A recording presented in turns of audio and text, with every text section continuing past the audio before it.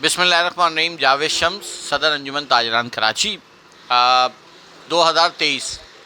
دکھوں، پریشانیوں، تکلیفوں سے بھرا ہوا ایک ایسا سال تھا جو اب اپنے اختتام کی طرف ہے۔ اس میں ہمیں بہت سارے اپنے بچھڑتے ہوئے دیکھے، حالات اور معاملات، معاشی تکلیفیں، پریشانیاں عروج پہ رہیں، اور سب سے بڑھ کر جو عام آدمی کو جو پریشانی رہی وہ رہی مہنگائی کی۔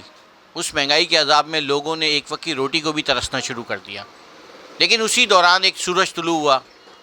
اور اس کے بعد ایک نئی بات، نئی چیز کا آغاز ہوا، جس کے اندر جو ہے وہ آرمی چیف صاحب نے اپنی ٹیم کے ساتھ مختلف قسم کے جو اقدامات کیے، اور کراچی کی تاجر برادری، خاص طور پہ جو کراچی کے چھوٹے اسمال ٹریڈرز تھے، جس میں انجمن تاجران نے بھی آرمی چیف صاحب سے مطالبہ کیا تھا کہ آپ اپنا رول ادا کریں، کردار ادا کریں، اور اس مہنگائی کے عذاب سے لوگوں کو نکالیں، جس کے لیے انہوں نے اقدامات کیے۔ اور اس کے بعد لوگوں نے دیکھا کہ ڈالر کی قیمت میں، گولڈ کی قیمت میں،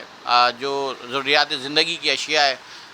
چاول ہے، دالیں ہے، گھی ہے، آٹا ہے، چینی ہے، تمام کی قیمتوں میں کمی آئی اور لوگوں کو تھوڑا بہت ریلیف ملا۔ اس کے ساتھ ساتھ پاکستان کی تاریخ میں پہلی مرتبہ ایسا ہوا ہے کہ چند مہینوں میں 52 روپے تک مختلف ٹائم کے اندر جو ہے پیٹرول کی قیمتوں میں کمی آئی۔ یہ تمام وہ چیزیں تھیں جس سے لوگوں کو ریلیف ملنا شروع ہوا، اور اس کے ساتھ ساتھ جہاں مصائب اور مشکلات تھیں، لوگوں کو آسانیاں ملی۔ لیکن دوسری طرف اچھا، جس طریقے سے قیمتوں میں کمی ہوئی، اس کا جس طرح عوام کو ریلیف ملنا چاہیے تھا وہ نہیں ملا۔ اس میں یقیناً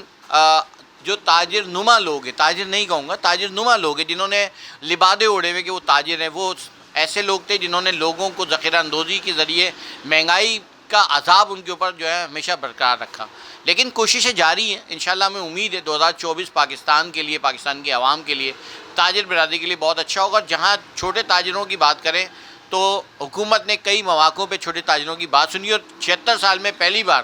وقت کے وزیر اعظم نے آگے چھوٹے تاجروں سے ملاقات کی اور ان کی تکلیفوں کو سنا۔ اس کے بعد ایک کمیٹی تشکیل دی اور ہم نے سب نے اس کمیٹی میں شرکت بھی کی اور اپنی گزارشات بھی پیش کی۔